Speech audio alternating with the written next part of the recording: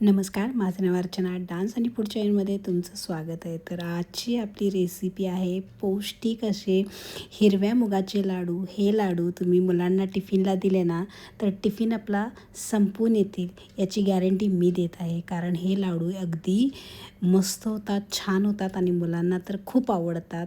तर याची पौष्टिकयुक्त असे मुगाच्या लाडूची रेसिपी आज आपण बघणार आहोत. तर त्यासाठी लागणारे साहित्य बघूया. अशा पद्धतीने मी हे हिरवे मूग घेतलेले आहे.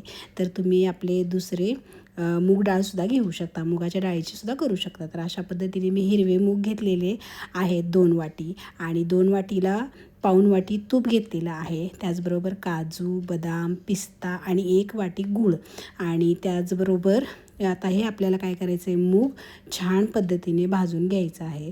तर आता आपण काय करणार आहेत, हे मूग आहे ना आपल्याला जाड तळाची कढई घ्यायची आहे आणि त्याच्यावरती हे मूग आपल्याला भाजून घ्यायचे आहेत.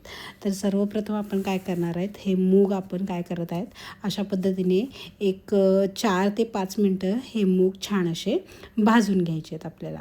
आणि 4 ते 5 मिनटानंतर हे मूग भाजून झाल्यानंतर आपल्याला काय करायचं आहे, हे थंड करून घ्यायचे आहेत. तर तुम्ही बघू शकता अशा पद्धतीने हे मूग मी छान असे भाजून घेत आहे. तर 5 मिनटं झालेले आहेत. हे मूग आता आपण काढून थंड करून घेणार आहोत. तर आपले मूग थंड होत आहेत तोपर्यंत आपण काय करणार आहोत, ड्रायफ्रूट्स भाजून घेणार आहोत. तर तुपामध्ये हे जे ड्रायफ्रूट्स आपण घेतलेले होते, तुम्ही तुमच्या आवडीनुसार ड्रायफ्रूट्स यामध्ये टाकू शकता. तर अशा पद्धतीने बदामसुद्धा छान तुपामध्ये भाजलेले आहेत, हे सुद्धा आपल्याला काढून घ्यायचे आहेत. आता बदामानंतर आपण जे काजू घेतलेले होते ते सुद्धा या तुपामध्ये टाकायचे आहेत आणि हे सुद्धा छान असे भाजून घ्यायचे आहेत. तर पिस्तासुद्धा मी घेतलेला आहे. तर हे सुद्धा पिस्ता मी छान असा तुपामध्ये भाजून आपल्याला घ्यायचं आहे. तर तुम्ही बघू शकता हे पण आपले छान भाजलेले आहेत, याला काढून घ्यायचं आहे. तर एक साहित्य राहिलं होतं सांगायचं, ते म्हणजे डिंक. जर तुम्हाला टाकायचं असेल तर तुम्ही टाकू शकता, नाही टाकायचं असेल तर नाही टाकलं तरी चालेल. तर माझ्याकडे होता म्हणून मी हा डिंक टाकलेला आहे. तर अशा पद्धतीने तुपामध्ये छान डिंक फुलवून घ्यायचं आहे. तर तुम्ही बघू शकता छान डिंक फुललेला आहे, यालासुद्धा आपल्याला काढून घ्यायचं आहे. आणि आता आपल्याला काय करायचं आहे, तर जे आपले मूग आहेत ना ते थंड झालेत की नाही ते बघायचं आहे. तर तुम्ही बघू शकता आपले हे मूग थंड झालेले आहेत आणि आता हे मिक्सरला आपल्याला बारीक करून आणायचे आहेत. जर तुम्हाला जमलंच तर तुम्ही गिरणीवरून दळून आणू शकता, पण मी मिक्सरवरच बारीक करून आणत आहे. तर तुम्ही बघू शकता अशा पद्धतीने बारीक पीठ न करता असे भरड थोडेसे हे मूग दळून घ्यायचे आहेत, मिक्सरला वाटून घ्यायचे आहेत. तर मिक्सरमध्ये तर हे जास्त बारीक होतच नाहीत, तर मी तुम्हाला सांगत आहे. तर अशा पद्धतीने आपल्याला काय करायचं आहे, दुसरासुद्धा बॅच मुगाचा आपण मिक्सरला फिरवून घेतलेला आहे. तर अशा पद्धतीने ड्रायफ्रूट्स पण जे आपण भाजून घेतले होते तुपामध्ये ते सुद्धा आपल्याला मिक्सरला फिरवून घ्यायचे आहे. डिंकसुद्धा मिक्सरला फिरवून घ्यायचं आहे. तर अशा पद्धतीने आपण सर्व मिक्सरला फिरवून घेतलेलं आहे. आता काय करायचं आहे, कढई ठेवायची आहे गॅसवर आणि यामध्ये जो तूप आपण घेतलेले आहे त्यातले 3-4 चमचे तूप यामध्ये टाकायचं आहे आणि गॅस आपल्याला बारीक ठेवूनच ही जी मूग आपण मिक्सरला बारीक करून घेतलेलं आहे ते अशा पद्धतीने छान असं तूप टाकत ही बारीक गॅसवर भाजून घ्यायची आहे. तर तुम्ही बघू शकता अशा पद्धतीने मी हे जे मुगाचं पीठ आहे ते छान असं भाजून घेत आहे. जसं मी भाजत आहे तसं तुम्ही बघू शकता, म्हणजे हे जास्त सुट्टं होतं तर तसं मी याला तूप सुटत आहे. तर तुम्ही बघू शकता तूप टाकूनसुद्धा मी हे भाजत आहे. तर अशा पद्धतीने बारीक गॅसवर हे आपल्याला काम करायचं आहे. तर बारीक गॅसवर काय होतं, मूग छान असं भाजलं जातं आणि आपले लाडू छान होतात आणि मस्त असं तूप यामध्ये मुरलं जातं. तर अशा पद्धतीने तुम्ही बघू शकता या पिठामध्ये छान असं तूप मुरलेलं आहे. आणि बघा पहिलं कसं पीठ असं सुटसुटीत होतं, आता कसं असं थोडंसं घट्ट झालेलं आहे, म्हणजे कसं तूप यामध्ये छान असं मुरलेलं आहे.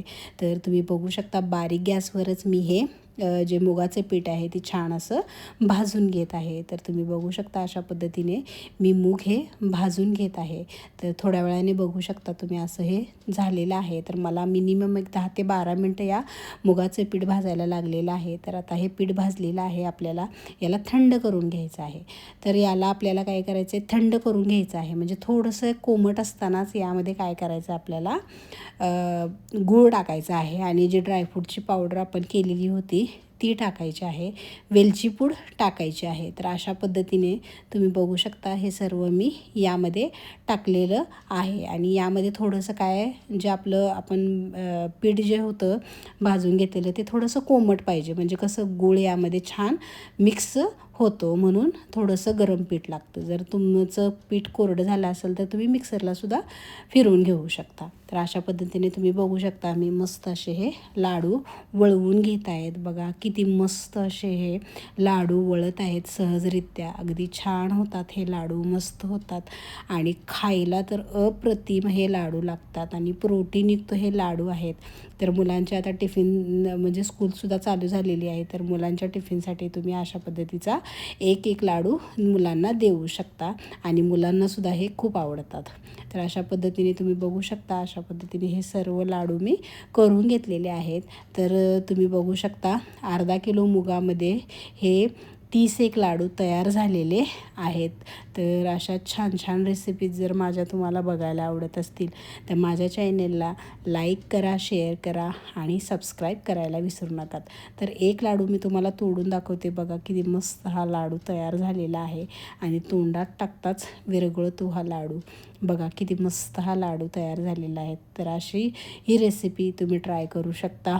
भेटूया आपण नेक्स्ट रेसिपीमध्ये. अशाच छान छान रेसिपी घेऊन भेटूया नेक्स्ट रेसिपीमध्ये. थँक्यू.